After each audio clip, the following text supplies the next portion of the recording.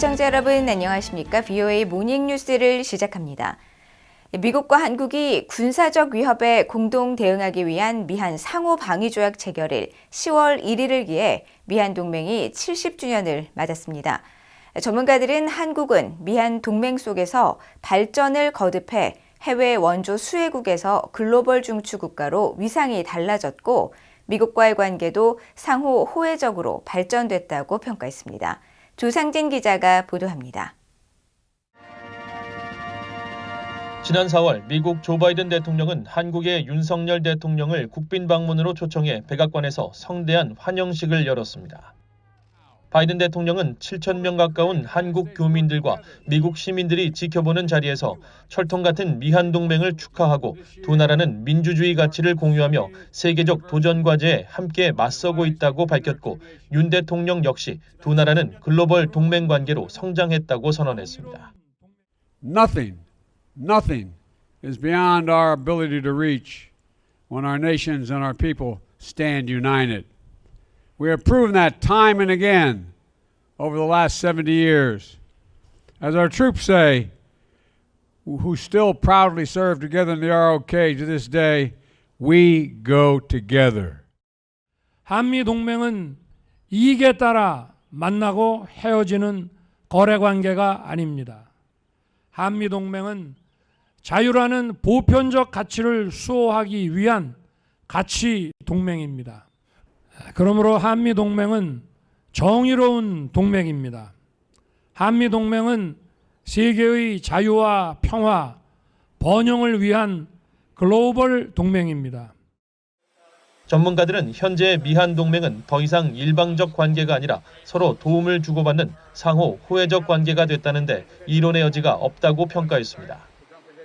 한국 전쟁 직후 한국은 미국으로서 얻을 것이 많지 않은 그리 달갑지 않은 동맹이었지만 한강의 기적으로 대표되는 경제 성장을 이루고 1980년대 후반 민주화의 길을 걸으면서 이제 한국은 미국의 자산이 됐다는 것입니다. And I think as Korea has become a more vibrant democracy, this alliance has really become more of a partnership and more of an alliance that's focused on shared values and a shared view of the world rather than out of just the security necessities of the ROK. It's no longer a liability to the United States. It's now an asset. 이 같은 미한 동맹 관계는 특히 한국의 경제 발전에 중요한 원동력이 됐다는 것은 이미 일반적인 평가입니다. But thanks to the political stability and security that the alliance has provided and the ingenuity and the hard work of the Korean people, South Korea is now the 10th largest economy in the world. 외교 분야에서도 현재 한국이 국제 무대에서 보여주고 있는 역량과 중요도는 달라졌습니다. 에반스 리비어 전 국무부 동아태 담당 수석 부차관보는 한국이 내년부터 유엔 안보리 비상임 이사국 임기를 시작하고 북대서양 조약기구 나토와 새 인도태평양 전략을 수립하고 있다는 점을 거론하면서 한국이 국제 무대에서 수행해야 할 역할에 대한 비전도 바뀌고 있다고 분석했습니다. 미국의 조력자에 그치던 과거와 달리 지금은 대등하고 자주적인 외교력을 갖춘 나라로 다방면에서 세계 선도국의 위치에 올라섰다는 것입니다. 존 볼튼 전 백악관 국가안보보좌관 역시 과거 북한과 협상을 진행했을 때 한국 측 카운터파트들과 협력한 사례를 거론하면서 한국이 미국의 조력자에 그치던 과거와 달리 지금은 대등하고 자주적인 목소리를 내는 외교력을 갖춘 나라로 국제 무대에서 평가받고 있다고 말했습니다. I think South Korea is a significant player on the international scene. I think it was in part a recognition of that Ban Ki-moon became Secretary General of the United Nations, and he was a very successful Secretary General. And I think the role that South Korea has played politically, economically, militarily in East Asian affairs makes it one of the most significant players there. 볼튼 전 보좌관은 그러면서 한국이 최근 폴란드와 호주 등 각국의 무기 수출을 확대하면서 미국을 돕고 있고 경제적 투자나 다른 분야 이익도 한국에서 미국으로 흘러가는 등 호혜적 관계가 더욱 확대될 것이라면서 앞으로 미한 동맹에서 한국의 역할이 더욱 커질 수밖에 없다고 진단했습니다. 한국의 문화적 성장은 다른 어떤 분야보다 한국이 미국과 어깨를 나란히 하는 진정한 동맹국가로 진화하는 상징이라는 분석도 나옵니다. 미국의 유명 한류 연구학자인 샘 리처드 펜실베니아 조립대 교수는 우리가 다른 나라의 정치와 역사에 처음 관심을 갖는 것은 그 나라의 문화에 매료되기 때문이라면서 한류가 양국 간 동맹과 미래 관계의 중요한 척도가 될 것이라고 말했습니다. 데이비드 필즈 위스콘신대 동아시아학 연구소 부소장 역시 다음 세대의 한국 전문가들은 과거와 달리 역사나 안보, 지정학적 관심이 아닌 대중문화에 관심을 갖고 한국을 연구하게 될 것이며 이것이 미한 관계 강화의 새로운 밑바탕이 될 것이라고 진단했습니다. BOA 뉴스 조상진입니다. 한국의 윤석열 대통령이 북한의 도발 행위에 대해 즉각적인 대응을 지시했습니다.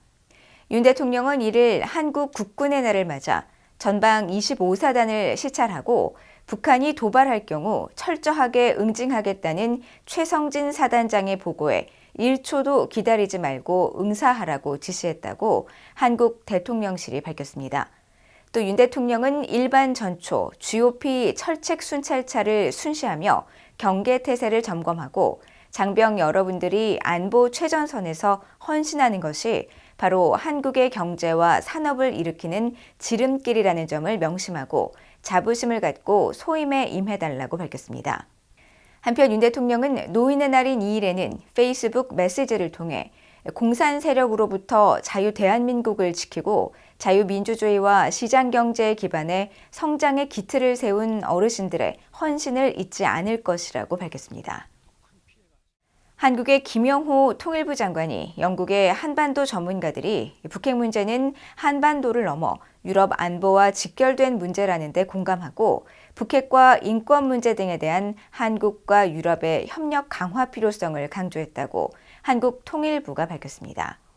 한국 통일부에 따르면 영국을 방문한 김 장관은 영국 케임브리지 대학에서 지난달 29일 열린 한반도 국제포럼을 계기로 존 에버라드 전 북한 주재 영국 대사, 제임스 오어 런던 소아스 대학 교수, 존 닐슨 라이트 케임브리지대 교수 등을 만나 북한의 핵 문제와 인권 침해 문제 등을 논의하며 북핵과 인권 문제에 대한 북한의 태도 변화를 유도하기 위한 유럽의 역할, 한국과 유럽의 협력 강화 필요성을 강조했습니다.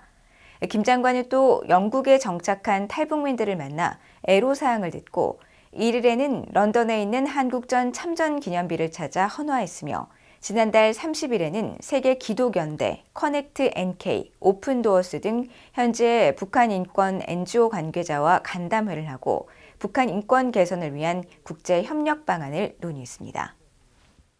한국 정부는 북한의 핵무력 정책 헌법화와 관련해 핵 보유는 주권 행사라는 북한의 최선희 외무상의 주장을 일축하며 제재만 심화될 것이라고 경고했습니다.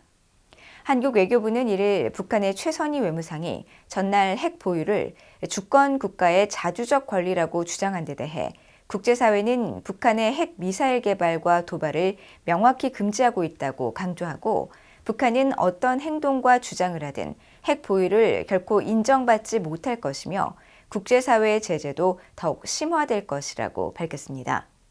이어 북한은 핵 미사일 개발을 지속하면서 주민들의 생활을 파탄으로 내몰고 한반도를 포함한 국제사회의 평화와 안정을 위협한다고 지적하고 북한은 자신들의 핵 미사일 개발과 도발을 정당화하기 위해 외부의 책임을 전가하며 거짓되고 왜곡된 주장을 계속하고 있다고 비판했습니다.